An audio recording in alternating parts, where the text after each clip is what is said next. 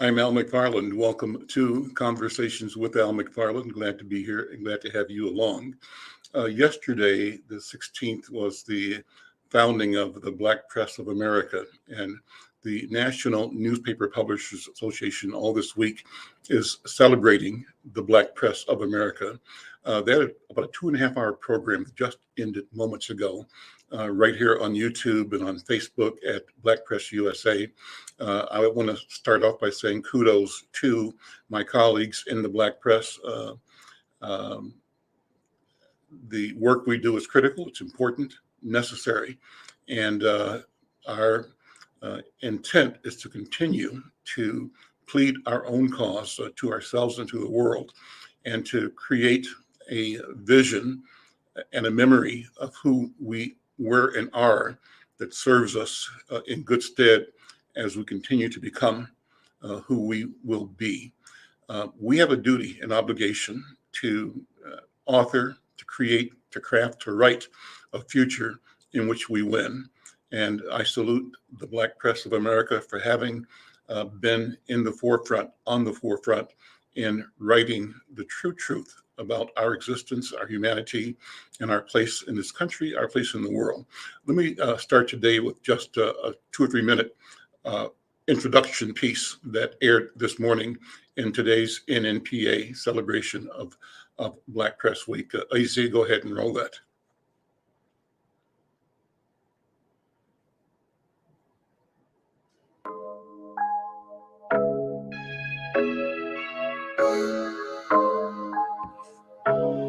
Yeah, I've been just picking on pieces of you. Think about how can I keep you? I've been just picking on pieces of you. Think about how can I keep you? Hell, 시작고 하치부터 you've been going through my phone. 말해봐 내가 바보 Cedric Richmond, Senior Advisor to President Joe Biden, shares insights about the future social and economic transformation of America. Judge Regina Chu literally shed tears as she ignored prosecutors' request for at least a 7-year sentence for former police officer Kim Potter, who was convicted of manslaughter after she shot and killed Dante Wright, claiming that she thought she pulled her taser and not her gun. The string of threats was likely racially motivated. Nearly 20 HBCUs went into lockdown and had increased security presence after receiving bomb threats on Tuesday, the first day of Black History Month. We had a United States Senator come right out and say that he thought that the idea of selecting a black woman that would be Ted Cruz was offensive. The fact that he felt comfortable saying that in public, right in front of everybody's face, is a really, truly an amazing thing. When black boys, for example, are in private or public schools, integrated schools, systems distrust and diminish, try to destroy their sense of well-being and try to create this conformity in a black boy that tells the black child where and what power is, and that is not within him or his family. So,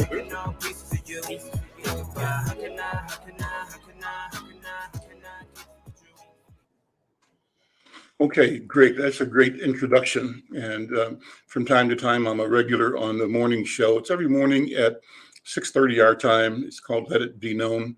And they connect with my colleagues, publishers, owners like me around the country, talking with newsmakers around the country as well. I'm pleased to be in that company, a part of that group, and a part of moving conversations forward. And that's what we do here today as well. And see my colleague and friend, Ndugo Yusefamjini, is here, a person who has also been a mastermind in developing awareness about communications, the power of media, and the value, the need for our people to own our own story, to create our own vision of who we are and where we are going. Yusef, how you doing, man? Very good. Good afternoon, brother. And March 16th, 1847, Freedom's Journal. Yep. John B. Russwurm and Samuel Cornish said, if we are not for ourselves, who will be for us? and launched the Black Press. Very pleased to participate as part of Black Press Week. Thank you, Al, for the invitation. Well, you did such wonderful and powerful work as early as, I think, over at KUXL and certainly at KUOM, when you were doing phenomenal interviews, news programs, supporting dramatic performance on radio. And I just remember that there's this iconic phrase that you led with or closed with not Yusuf, but with Mahmoud El-Qadi, Sure. repeating John Henrik Clark's statement about that we have to understand that we're African people. More or less. More or less. More or And less. so I think you instilled in our community a sense of pride, a sense of awareness, a sense of connectivity that I think is still around, that is growing. I think it's evidenced in the spirit of the hip hop culture, hip hop movement, the positive aspects of it. I think by and large, hip hop is a positive expression of energy, even though there have been edges of it that have been negative, but that's kind of how the world works at the same time. Sure. But I think that we have done a lot, Yusuf, to try to bring the conversation forward for our people. I'd like to think, Al, that what we've done is provide an accurate reflection, because there's an old adage that says, when you surrender control of your image, you're captured. And we basically tried to reflect what was on people's minds, what was on their lips, and what was in their hearts in the African American community. And God knows that we had a lot of support from elders in our community, from the civil rights establishment, from the few people who were in power in corporate America, and from a lot of people in the streets who, supported us, who encouraged us, who participated with us in reflecting the best of Black economics, education, culture, politics, and lifestyle. So we were, I have a quote in my emails that says, there are two ways to shed the light. You can be the candle, or you can be the mirror that reflects it. And I think that in many respects, we did both, because we highlighted what was positive, what was accurate, and what was in our best interest. And we also reflected the reality that existed, not always pleasant, but real nonetheless, within our community, to try and free Black people's minds. So it was a very worthwhile endeavor. I'd like to think of it as not just revolutionary, but the purest act of love possible, because we did it at some personal cost in terms of challenges and opportunities that were present and were missed or were denied because of the hoarding of opportunities. But our work was recognized. I know for the radio programming we did, we received CEBA Awards, Communications Excellence to Black Audience, for a number of the pieces that we did. We also did a lot of short plays, short stories. And I had the pleasure of being involved in radio, television, and print journalism at one time, writing editorials for 5 different Black newspapers in the Twin Cities on a weekly basis. And also, it became difficult to attend an event in the Black community with a camera, with a tape recorder, and with a notepad, and try and figure out whether I was recording, whether I was photographing, or whether I was writing a story. And trying to do all three was clearly a challenge. But one of the things I mentioned on an earlier broadcast that was so important that I learned from the photographer Chester Higgins Jr. was to try and communicate across generations. So when I was on the radio, I imagined that there was an adult, hopefully a husband and wife, sitting in the front seat, and in the back seat were the grandparents and the grandchildren. And it would have been a major mistake to only communicate to one generation and ignore the others. So the trick was, how do you present information in a fashion that the children, the grandparents, and the parents can all appreciate and relate to and be engaged in? And that's what I have strived to do. And I know you've done the same. And it's reflected in the work and the social practice that we've presented to our communities. So kudos. I think about Yusef. When I started doing radio, it was a 10-minute show over at what's it called now? KFAI, No. KMOJ, The rock and roll station. KQRS. KQRS, Golden Valley. KQRS. Dan They had- Boucher used to be there. I think I must have picked up at some point in time, they had a piece where they wanted to do Black public affairs, and it was a 10-minute show. We Aired pressed at them 3 very hard at license renewal time. It aired at 3 a.m. for 10 I minutes. think I was 2.5 hours behind you at 5:30. Okay. So, Okay. Same neighborhood, different address. And I used to go there. Well, so I take the show during the day and then edit Oh, it yeah. and then leave it there, right? But the guiding principle in doing that show, Yusef, was to be aware that we had a 10-minute, 10-minute conversation.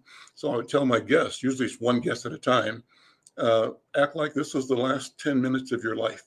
Mm. If there's something that you gotta say, that you must say, that you want the record to reflect, now is the time. This is the moment. And in saying that and presenting that and conditioning the interviews like that, people rose to the occasion and they gave their best analysis, their best truth.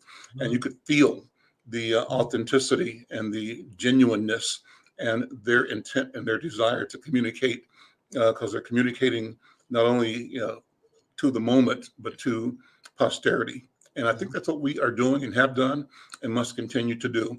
So I was also thinking about how maybe you could talk about some of the people that you worked with in radio back in the early days, both at KUXL, the Pan-African Network, what was it called? What was it, Pan-African Institute? Correct. Yeah. But what you all did was absolutely phenomenal. I mean, amazing work. Walk us through some of that, what you remember. Well, I want to tell you 3 stories very quickly. First, Bus Musi Zulu had a record shop, Golden Valley Records, on Golden Valley and Penn. And he bought airtime on KUXL and started a program which Mahmoud, myself, Cambone, David Jones, and Maisie Johnson and others would assist with, called Dudes on a Stem.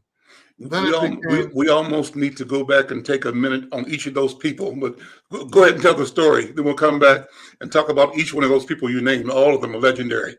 So we started with Dudes on a Stem, and it was a half-hour or 1-hour program that Vusi was paying for through his record shop. It was supposed to promote the record shop, and that became Radio for Black People, and Radio for Black People became the Pan-African Network. Pan means all.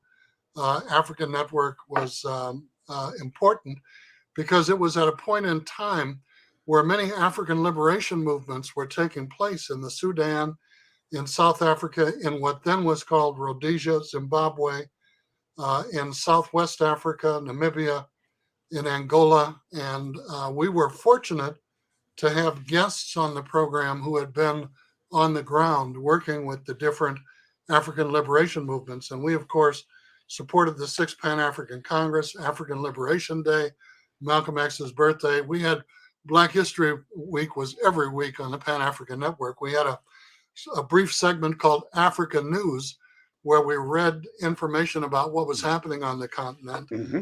And we had a large African following because it was the only place that they could get information about what was happening back home. And it was on the Pan-African Network. The Golden Valley Record Shop had to cease and desist funding the program. So we went in with Reverend Sly, with a brother named Kwaku Gaines. And we went into the general manager's office, and Reverend Sly, who was the pastor at Camphor Methodist Church in St. Paul, sat behind the station manager's desk. And Kwaku Gaines sat right next to the general manager. And we demanded that according to FCC policies, they had to provide public service airtime, and we wanted to be that airtime. And Kwaku Gaines' job, Kojo Odinga was there as well. Kwaku's job was to turn and shout in the station manager's ear, "That's not the issue," every time he would try and raise a question or speak. And by the time Odinga and Kwaku and myself and Vusi and Mahmoud got done with the station manager, he gave us a 2-hour time slot every Saturday from 1 to 3. Now, second story, we would feature broadcasts within the 2 hours. We would do a half hour of history speeches. John Henry Clark, Francis Welsing, Dr. Yosef Ben Jochanan. I mean, the list just, if anybody came to town and spoke, Urban League Annual Dinner, NAACP, I would record it or have an engineer record it, and then we would rebroadcast it. And the station would get bomb threats. People would say that they were going to blow up the transmitter and they were going to kill us, and they were waiting in the parking lot across the street with long-range rifles. And I don't know if you've ever seen the picture that Gordon Parks did of the man who lived underground, and he had his head sticking out of a sewer in the middle of the street. And all I remember that, yeah. Was his head and his neck. That was how we exited the station, because the station was in the basement of a building on Duluth Street in Golden Valley, and we would stick our heads up above the concrete wall and look to see if it was safe to get out of there. The third short story that I want to tell, I remember, Al, the first media project that you and I worked on together. Okay. And this is part of the plague of a photographic memory. It was 1970. And do you remember an advertising campaign for Pro Form B, the mouth guard? I do. I do. Yeah. And you and I worked on that together on 7 Corners over on the west bank of the university where your office at that time was. And I remember you going before the board of the Minneapolis Public Housing Authority, which has seen brighter days than the current investigations would reveal. And Harry Davis was the chairman of the board. It was interesting that they didn't trust Harry collecting their trash, which was the only real responsibility the mayor had other than the police department. But they did entrust him with the responsibility for the education of their children and elected him as chair of the Minneapolis Board of Education. So I always thought that was ironic. But we have come a long way. The Twin Cities Black Communications Group, which you and I were proud to be participants and founders of, the National Association of Black Journalists, the work that the Cousins brothers and Shirley used to do with their videotape. And then there were people like Gamba Cambone, Ray Wells at the time, who was a cameraman at Channel 11. Mike was a cameraman out there. There were 1 or 2 black people getting in here, getting in there. What was Mike's last name? Michael. I can see Michael. Yeah, right. He was such a decent brother, always trying to be helpful within the limitations and the restrictions of working for a white, news organization. Was Warren out there too? Warren and Maxine Banks. Warren was a cameraman. What station was he at? I do not recall exactly, but there was one here, one there, one across the way, one around the corner, and the same thing was true in the newsrooms. Denise Johnson was on the editorial board of the Star Tribune. I remember when Carl Rowan went down to the Star Tribune, met with the publisher, and said he would like to be a reporter, and the publisher said, "We have a full complement of porters." And Carl Rowan said, "I'm sorry, there's been a misunderstanding. I would like to be a reporter. I work for the Minneapolis Spokesman St. Paul Recorder." And the publisher said, "Boy, read my lips. We have a full complement of porters, which for those millennials out there means a janitor, somebody who carries messages and sweeps the floors and stuff." And Cecil Newman went down to the Star Tribune and threatened to boycott the Star Tribune if they didn't hire Carl Rowan. And Carl Rowan would go on to become a nationally syndicated columnist. Was he with the Washington Post? Washington Post, I think, or the Star, one or the other. Washington Post, maybe, yeah. And we had people like, I'm trying to remember the brother who was at the Star Tribune who went to the Washington Post. I think his last name was Coleman. Good brother, very, very talented. There were several brothers who were down there who had national credentials, who were here just for less than a year and then moved on and went to greater positions. But those people, Coleman is the guy that sabotaged Jesse Jackson's political career. If you remember that story. Oh yeah. And these people sought out the Black community, wanted to work with other Black journalists, whether we were doing public service, public affairs programs, or commercial journalism, such as yourself, commercial and community journalism for a living. And we worked very closely with these people, exchanged information, and we had a solid relationship. And I need to be honest with you, the only Black person that I know in Twin Cities journalism right now, I bumped into in the airport in Atlanta, Angela, who has a program on Minnesota Public Radio, midday talk show for an hour. Angela Davis. And what's the brother's name? Reggie on Channel 4. Reggie Chapman. Reggie Chapman has emceed the NAACP Freedom Fund banquets, refused to accept any kind of remuneration, always willing to come out to the community and do an Afrocentric story. There are very few people. And we fought long and hard to make some of these jobs possible in some of these mainstream media outlets. And I'm talking about challenged their license at renewal time before the FCC insisted that they carry public service programs. And at one time, I was doing a half-hour public service program for the St. Paul Urban League, the Minneapolis Urban League, the Minneapolis NAACP, and the St. Paul NAACP. And it would rotate every week in the month. And then I would start the next month and go through the cycle all over again. Was doing the Pan-African Network, was writing the editorials, was producing programs at KUOM, was also working with KTCA. We started a Black journalism training program called Black Voices there in the late 1960s, early 1970s. And one brother, Tom Hardy, went on to work for the National Telecommunications Information Agency in the Department of Commerce and gave away tens of millions of dollars a year to start Black radio and television stations. And I was privileged to be appointed to the task force on minorities in public broadcasting. I had nothing to do with the title, but it was National Public Radio, PBS, NPR, and the Corporation for Public Broadcasting, who funded, and we conducted public hearings in the 27 largest urban areas in the United States, and were responsible in helping to organize a number of public broadcast stations like the Center for Communications and Development, also known as KMOJ. That's right. That's right. And worked on the proposals, worked on the funding, worked with people inside those national organizations to provide training grants, to provide facilities and transmitter grants, and to try and help get these entities off the ground. KFAI was started by a group of engineers at KUOM and community people from the West Bank in Minneapolis, a low-powered radio station at the time like KMOJ. And now we have the Twin Cities Radio Network, which broadcasts over here in St. Paul that's located on Dale and University.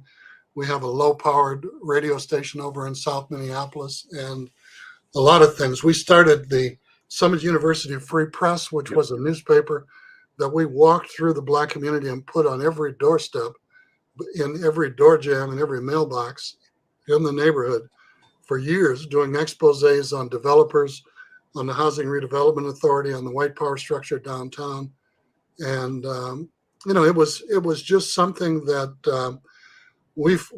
I say we, honestly, because none of us could have done it alone, attempted to do out of a love for the community and for journalism in whatever form it took. Many of us were self-taught. I went to Brown Institute back in the very early 1970s and got my first class FCC license.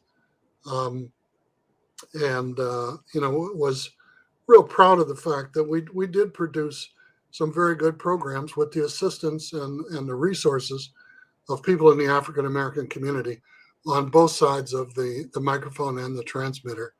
And, I look back on that. I still have a lot of those tapes, and I've been in contact with the National African American Museum in Washington, D.C. I'd like to dedicate the broadcast quality tapes that I still have in my possession in exchange for a digital copy. And the only condition is that the material be made available free of charge to anybody who wants to go online and listen to it, download it, or pull it down and then share it, in their local community or church meeting or radio station or what have you, because the firm belief, first responsibility of leadership is to train your replacement. Mhm. We trained a lot of people. A brother who you and I both knew, who went to work, I can see his face. He went to CBS. He was a producer at 60 Minutes. Les Edwards Okay. died last year from COVID-19. Mhm. There were many, many people. I thought you were going to say Sam Ford was here at Sam CBS. Ford Remember from him? Lawrence, Kansas, also Yeah. became a reporter for CBS News. Mhm. David Pettiford is in charge of the Boy Scout Council now Mhm. in Lawrence, Kansas. They applied for an FCC license for a college radio station, and the secretary put too many zeros on the application, and they got a license for a 100,000 watt FM station, which is where Sam began. And Sam was another decent brother. The son of one of the leaders of the liberation movement in Angola was attending the University of Minnesota. There was another brother, David Otinho, who was the one who gave me my African name. He's who still used to here, be I think someone Swahili told on me. the David's, Pan-African Network. is it David Otino or Yeah, Otino? David Otinho. Okay, Mhm. Otino, Kenyan.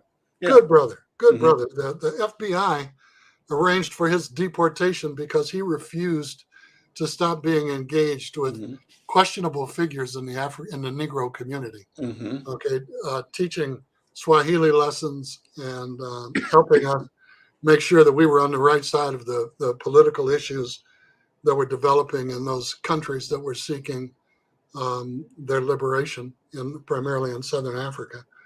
But it was enjoyable. It was rewarding. It was informing. Had an opportunity to meet all of the national Black leadership. The Sixth Pan-African Congress. We sent Cambone Kamara over there as our delegate. We participated in the Gary Convention, the National Black Political Convention. We used to get books from Third World Press, Don Lee, Mhm. Hakeem Adabudi, and we would Mhm. sell those books, and he would send us a case of books, Chancellor Williams' Destruction of Black Civilization, Ikwe Arma's 2000 Seasons. That's where I first was exposed to him. Chancellor Williams' Destruction of Black Civilization, John G. Jackson's Man, God, and Civilization, all of those books. And we would sell them to people. And then Hakeem trusted us enough that we would send him the money Mhm. that we received for the books after the fact. And we were able to give people a nice discount so they'd have those books in their homes. But there were, Vusi and the folks involved with the radio program arranged to send 10,000 transistor radios to the Sudan, Oh. which was the only way that people on the ground could communicate Mhm. when they were fighting to end colonialism for their liberation. Mhm. So we did a lot. We brought two African brothers here who did a play called Sizwe Banze is Dead. And we staged it in Sabathani Community Center. We had a full auditorium, and we're able to promote it through the on-air venues that we played some part in. And that play would go on to win international acclaim for a two-man play. Sizwe Banze was a revolutionary organizer around African liberation who gave his life as a result of his service in South Africa, in Azania. And they wrote this play about him called Sizwe Banze is Dead. And so we were doing a lot of things. We were also bicycling the tapes that we were broadcasting to Baby James Eubanks and the brothers in the African American Brotherhood and Culture Group at St. Cloud, at Stillwater, at the Mhm. federal prison up in Sandstone, to the women's prison in Shakopee. And, Baby James Eubanks and the Black inmates at Stillwater raised $33,000 to send to Atlanta when those young Black boys were being murdered down there to help try and identify who was responsible and stop it. And they raised money for sickle cell anemia campaigns here in the Twin Cities. So we were able to build bridges with Black prisoners groups in men's and women's correctional facilities. And we would go down to Red Wing, to the juvenile facility, to the detention centers in downtown Minneapolis and St. Paul, because we believe that if we didn't give a damn about these folks while they were in the joint, they weren't going to Christmas Lake and Orono when they got out. They were coming right back to the hood. And we wanted them to be assets in our community rather than a liability. So we were doing prison outreach. We were volunteering every week. I was teaching in the prisons for Antioch University and on the North Minneapolis campus 5 days a week. And Mahmoud, myself, there was a white minister who's still active on the north side who had the People's Church on Penn Avenue with the pigs and stuff painted above the entryway. And so we were spread out, branched out. Is he still in Minneapolis or is he in Milwaukee? That's not Raleigh. Raleigh Robinson. Yeah, Raleigh is what I'm thinking about. Very decent man who was also on the faculty over there. And I know when Baby James Eubanks died, all of his personal belongings were down in our basement at home. And I had to load my station wagon up and take those to East St. Louis and give them to his family. And his father was still living in Pruitt-Igoe, which was a public housing complex that they dynamited. And they left one 8-story senior building. And he had 10 locks on his door to his apartment. And it took him 5 minutes to unlock all of them so I could carry these boxes in with all his son's belongings. And I'll never forget the day that Baby James got out of prison. He had a life sentence. And I think he did 35 years. And he wanted to know what was the latest album by Martha and the Vandellas. And I said, brother, they haven't put an album out in 20 years, and the clock has continued to move forward. And we got him an apartment over near that bridge that collapsed in southeast Minneapolis, and that interstate bridge. And we got one church to do the living room, one to do the dining room, one to do the kitchen, one to do the bedroom, and got him a job making $35 an hour working in the boiler plant at the University of Minnesota because he got his class, whatever, top of the line boilers license while he was in Stillwater prison. And he died as a result of a bogus altercation in right here on Plymouth Avenue.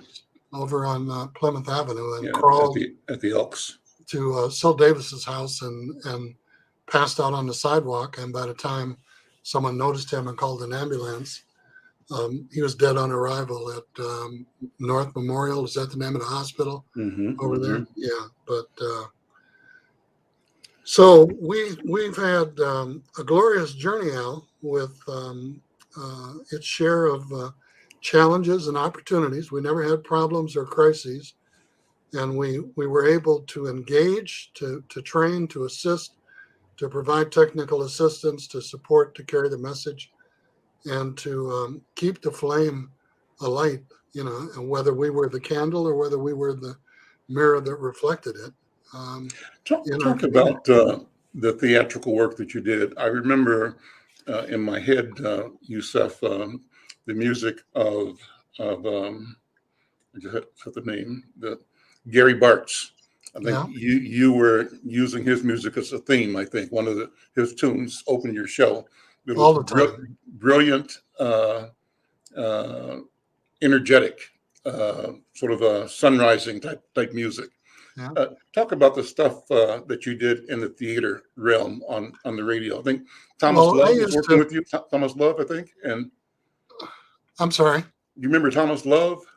Thomas Love, Thomas Johnson, Abdul Salam El Razak, Ernie Hudson. Yeah. We used to call Penumbra. We used to call Mixed Blood. We used to recruit black actors, and then we would do The God That Failed, Richard Wright's essay on communism, The Man Who Painted Christ Black, John Henrik Clark's short story, Richard Wright's The Man Who Lived Underground. And the greatest tribute I ever had, Al, we went in a studio over at KUOM and recorded a short story and had the music. There were about 10 actors and there were about 30 characters. So everybody had to play 3 different roles. And they were very powerful stories, like the Boy Who Painted Christ Black. And we went off the air at sundown in the summer. That's 9 o'clock. And the phone rang, and the engineer picked it up, and he said, Yusef, there's somebody on the phone who wants to talk to you. And so I picked it up, and I said, good evening. How can I help you? And it was a doctor, and he lived in Robbinsdale. and he was driving to downtown Minneapolis. I don't know whether he was going to the hospital or what. He was in Menominee, Wisconsin, okay, because he got on 94 and he was scanning the radio, and he came across this short story by Richard Wright. And he couldn't stop listening, right? And he kept right on going. And Menominee, Wisconsin must be about 60 miles east of here. And this particular theatrical piece was about 90 minutes. And when the show ended, he saw the sign that said Menominee, Wisconsin population, so many thousand. And he called me up and he said, I've never been so moved by, a theatrical presentation as I was by this short story by this Black author. And I said, well, thank you very much for the compliment. Please be careful on your way back home. I was always tempted. You talk about your show being at 3 a.m.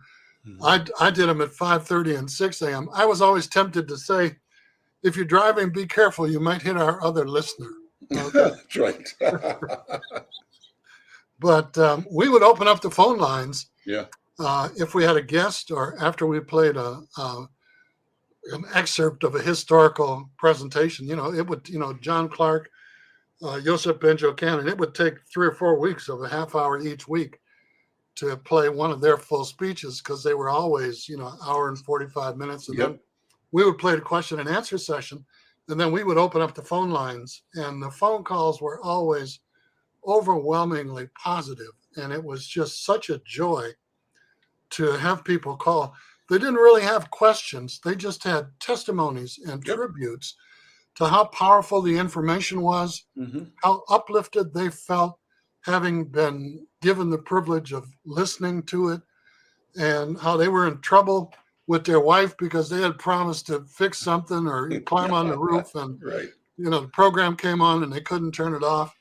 And August Wilson used to frequently come out and read some of his work, and he was enamored by a poet who had the same name as the author of The Count of Monte Cristo. There were 3 of them. Alexander Dumas. Alexander Dumas. And he used to love, but this was a brother who was killed in the New York City subway when he was like 23 years old, a poet, because a subway cop mistook him for an armed suspect or something, shot him and killed him. But August Wilson used to come on the program and read poetry and read short stories. Him and Maisie Johnson, who's no longer with us. Right. And the people that we would have on the program were incredible. At one time, I was called to the office of the president of the University of Minnesota, and they had a mini tape recorder that was not as large as a pack of cigarettes. And the reel of tape was no bigger than a spool of thread, in circumference. And they said, this is very important material, and we have to have this because we're doing intelligence. Can you transfer this to a cassette or to some other medium so that we can figure out what it is, because the machine broke? So I said, I'll take care of it for you. So I took it back to the station, and I meticulously pulled this tape out, and I ran it through a tape recorder. And you know what it was? It was a recording, an on-the-air recording of the Pan-African Network. Surveillance, right? You were subversive. And it was given to me by the president and one of the vice presidents, and a brother whose last name was Beard. Jim Beard. Jim Beard. Yeah, because Jim Beard? No. Yeah, it was Jim. And Okay. It was also his son wrote a book called Incognito Wilderson. Yeah.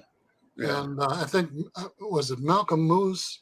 Or Was Frank the president, Wilderson, used to hang out with the winos down on Western and Rondo when he was president of the university. But I said, I'll be damned. Here I am listening to my own program. And the administration of the university this is some kind of intelligence? My goodness gracious. When Mahmoud got fired from the African and Afro-American Studies Department by Algonquin, Jay Calhoun, and his partner over there. Professor Ward, Dean Ward, right? Ward, and John, what's his name? Anyhow, I went over to Zion Baptist Church, and the dean of what's the university in Baton Rouge? HBCU. Grambling, not Grambling, or Grambling. yeah. The dean of the history department was the guest speaker because it was in February. And Francisco Lloyd, I don't know if you remember, Panamanian Yeah, sure. Francisco Lloyd, went up and grabbed the microphone and wrapped it around George King's neck. And it was the cord to the microphone that I was recording the program with. Okay. And the community went up on stage and took over the program. Josie was there. All of the people in the Afro Studies department were there. And the dean of the history department was supposed to be given the Black History Month lecture. And Reverend Heron was trying to maintain. He was kind of beside himself, because the community was up in arms about, understandably, about Mahmoud being terminated from the department. Okay. And they created a commission at the university to examine Mahmoud's dismissal. And there was a white professor who said that Mahmoud did not have any punctilio, whatever the hell that is. Okay. And so my supervisors at KUOM in radio and television forbade me from taking this tape of exactly what happened at this meeting because people were trying to slant it and color it in favor of Mahmoud's dismissal. And Mahmoud had nothing to do with the community outburst. And I defied them and went to the meeting, plugged the tape recorder in, turned it on and turned it up so everybody in the room could hear it. There had to be 100 people in the room. And they had to completely reverse their take on Mahmoud's dismissal because of this. So we tried not just to be mechanics, but to really, Chancellor Williams used to tell the story about the person in the watchtower. And he said, I have only, Sojourner Truth used this quote, I have only come to tell you what time of night it is. All right. And, north, east, west, and south are the 4 points on the compass. They also stand for news, editorial, weather, and sports. Okay. So we help people find themselves on the map of human geography. Okay. And news, editorial, weather, and sports, north, east, west, and south. We had a responsibility to carry the truth, to speak truth to power, and to put that information out there. And I'd like to think that it was enriching, that it helped people recharge their own personal batteries, that we got a lot of exposure and visibility in the process, which is beside the point. We did it primarily as a labor of love. If we were fortunate enough to be employed in the industry for some ulterior motive and to be able to use the technology and to be able to, to encourage people to pursue paths. I still have people tell me that what I did in assisting them to get their FCC license, to get an internship, to get a job, to come and participate in the program, find out what it was all about, how simple it was, how important it was. Sure. And to give them some, Karinga says being Black is not only our duty, but it's our destiny and our responsibility. And he used to say, you were Black before you were born, and you're going to be Black when they put your ass in the ground. There you go. You might as well get on with it. Okay. Blackness is three things. It's color, culture, and consciousness. Okay. And we tried to reflect that. We did Kwanzaa programs. We did Black History Month programs. We did Juneteenth programs. We did programs around the birthdays of Du Bois, Frederick Douglass, Fannie Lou Hamer, anybody we could think of. We used to do on this date in history, in Black history.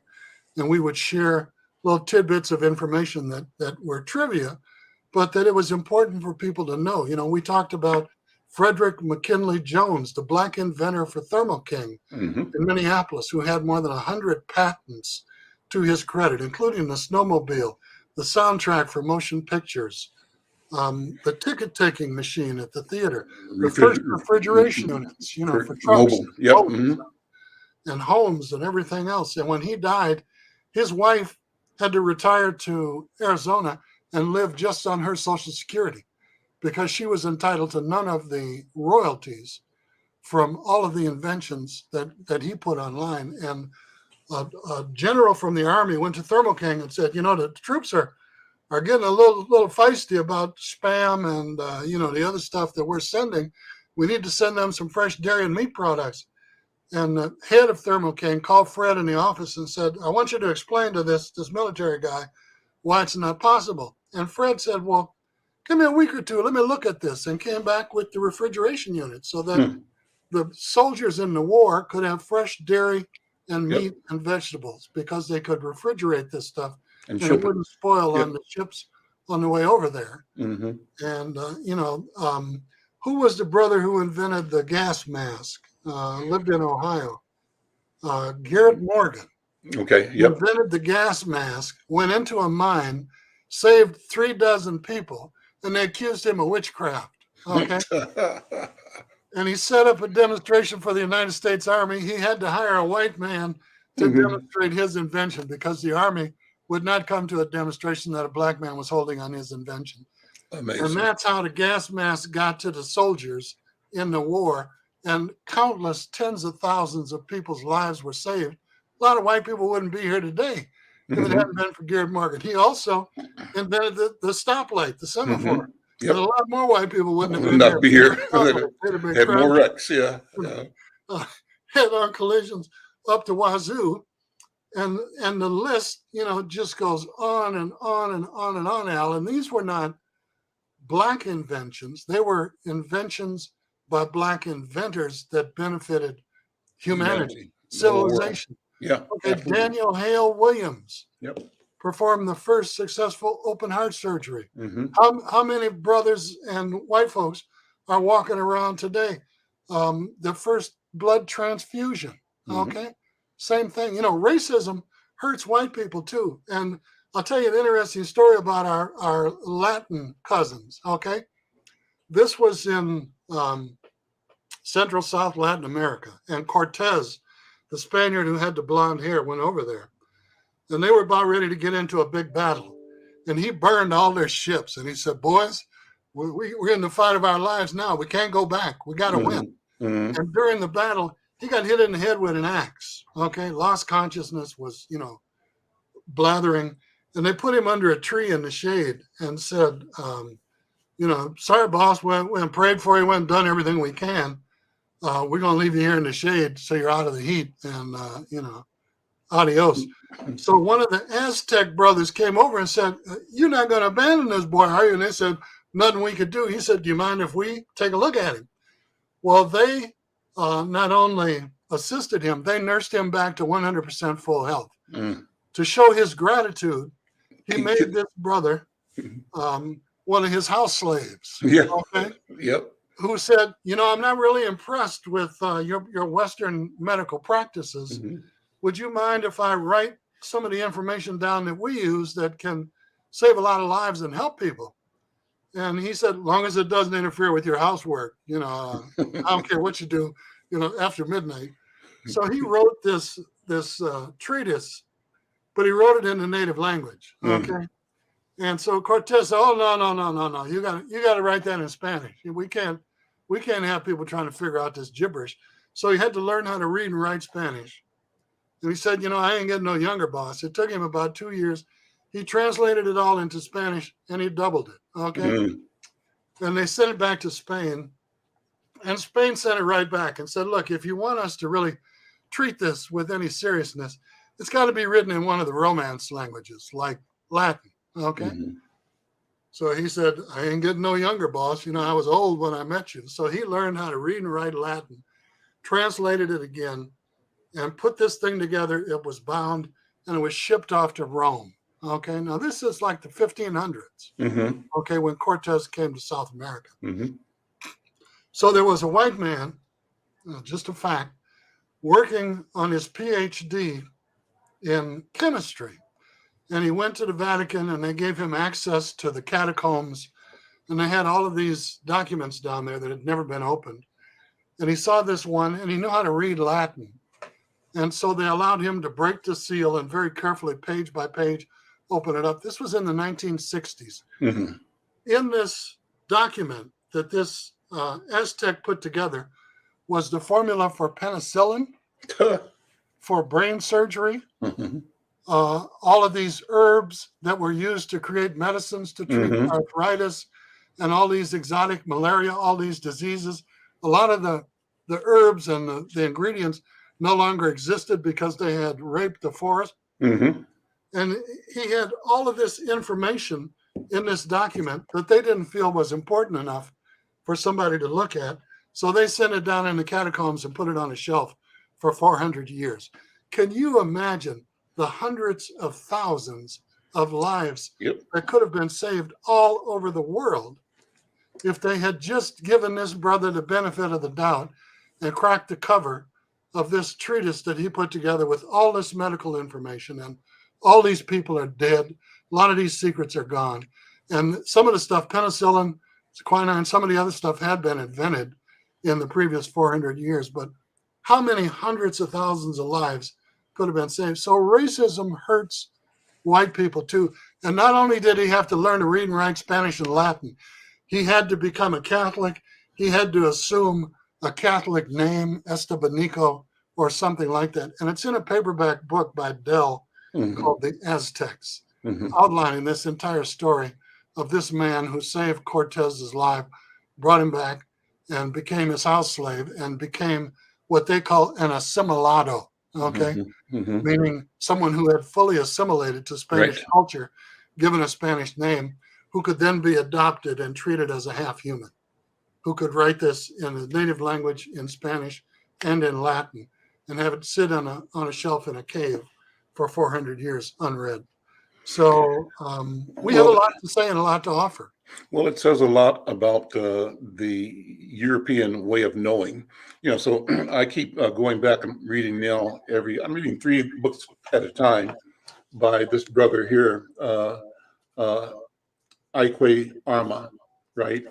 And this one, The Eloquence of the Scribes, is a series or collections of essays that talk about his being born, his family circumstance and history, and growing up in Ghana and figuring out how to go to the best school in Ghana, Achimota, and then finally from there coming to Groton in Massachusetts, that was the gateway to Harvard, where he graduated.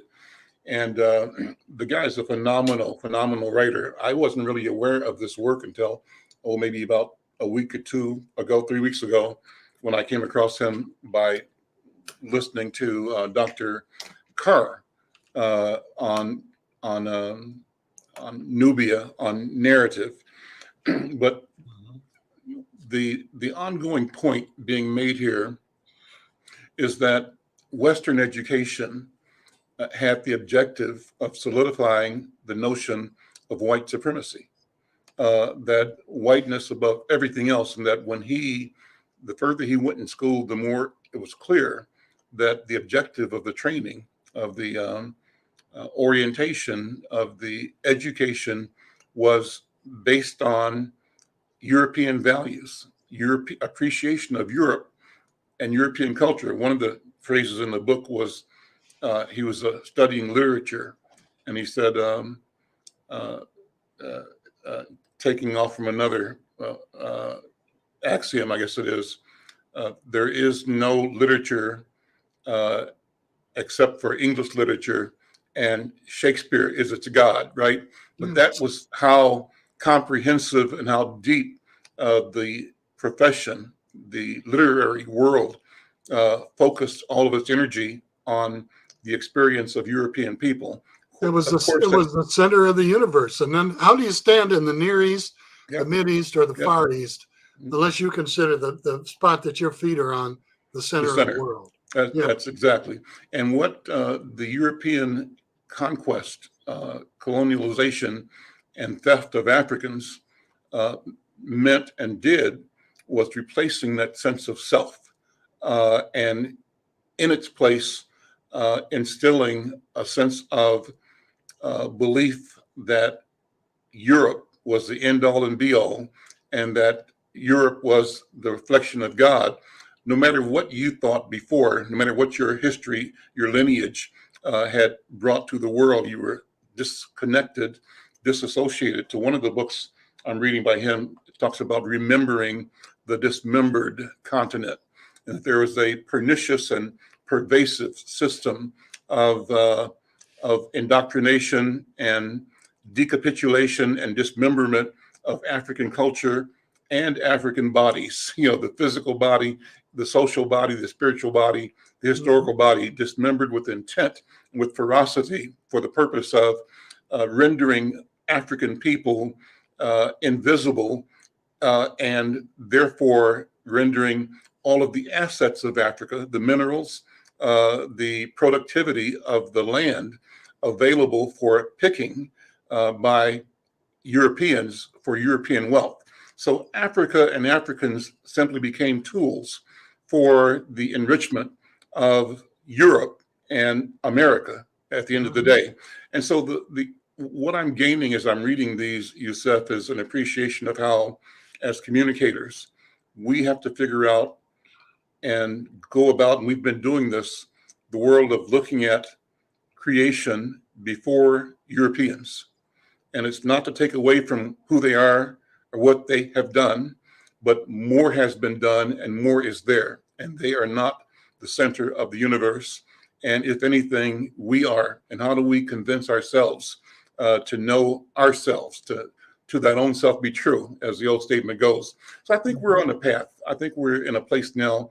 And I think what we do as communicators is call attention to the reality that there are versions and variations of reality, and that what is presented, everything presented ought to be examined, nothing taken for granted, and certainly not the story of the oppressor.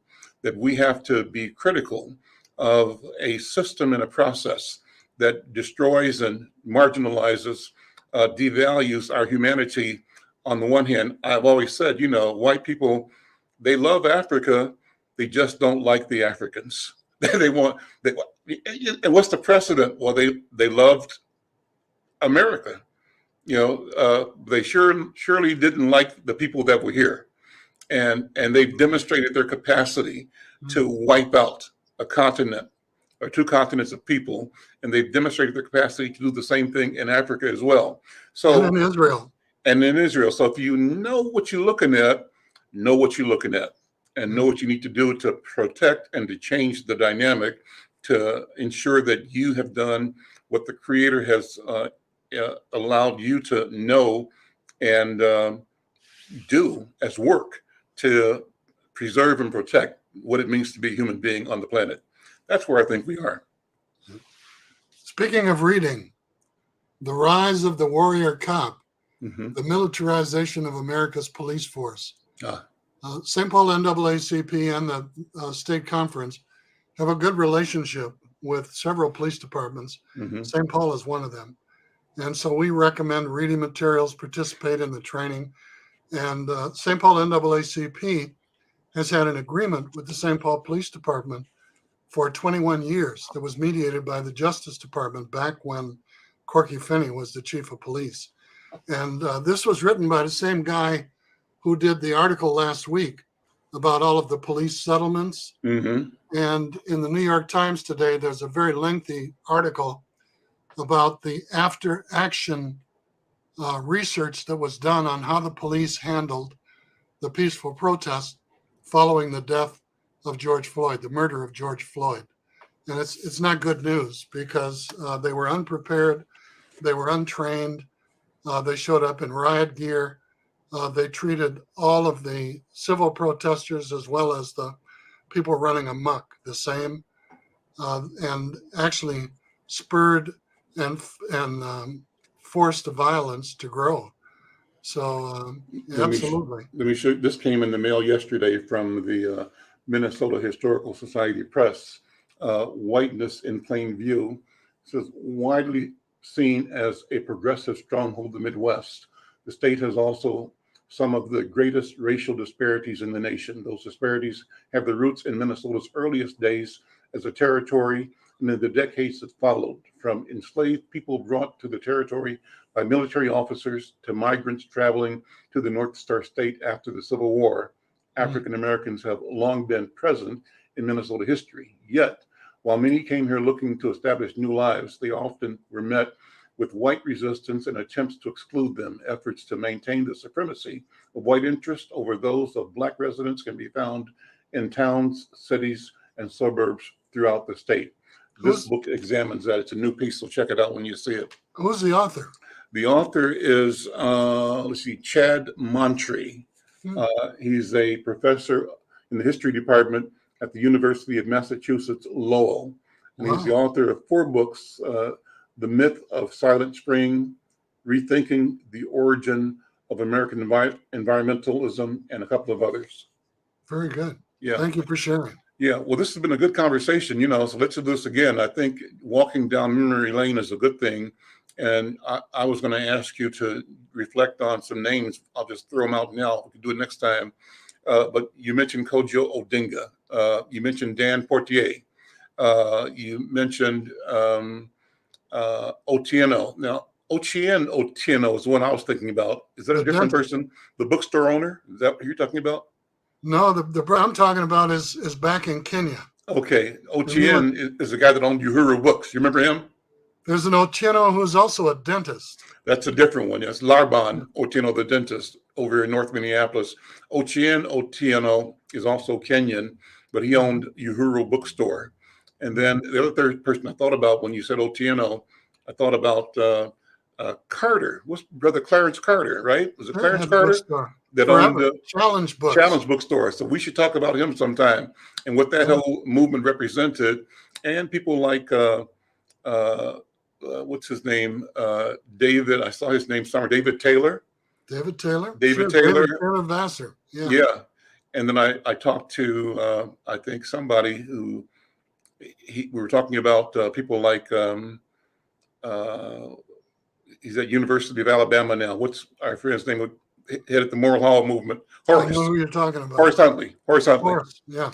But a lot of people, a lot of things have gone through this community, and I think they deserve to be talked about, memorialized. And I love what you're saying about capturing and getting all of the materials that you have. Same thing with me. I have audio cassette tapes of everything I've ever done, and videotapes of most of the programs that we did at Lucille's Kitchen. And now I'm creating a body of work using social media. So I'm archiving all of these shows, and I actually I have a service that I get an actual transcript. So I have the text of all of these shows. Good. And I'm preserving that for the value of preserving the history. It's something that we have to do. Listen, we'll talk more next week. Take care of yourself. Stay safe. Take care.